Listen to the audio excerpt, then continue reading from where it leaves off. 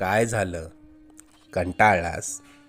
खूप प्रयत्न करतोय पण हवं तसं यश काय मिळेना, बरोबर ना? आता ही धावपळ सोडून कुठेतरी लांब निघून जावंसं वाटतंय ना?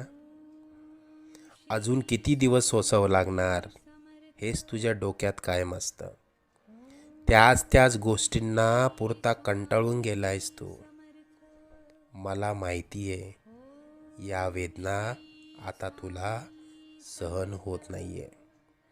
यापुढे अशी समस्या तुला सतावणार नाही. तू आजपर्यंत भरपूर दुःख सहन केलंस.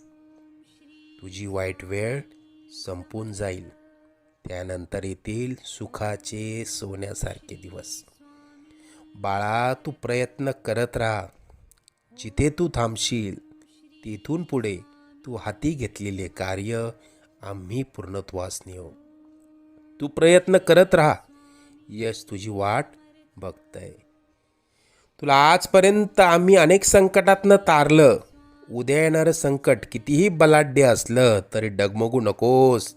आम्ही सदैव तुझ्या आणि कुटुंबाच्या पाठीशी उभा राहू. तुला जेव्हा आमची गरज वाटेल मनापासून हाक मार, आम्ही नक्की येऊ. अरे, मायबाप मानतोस ना आम्हाला? तुला पैशांची गरज असेल तर सांग, पण कोणापुढे हात पसरू नकोस. आम्ही तशी आजपासून वेळच येऊ देणार नाही.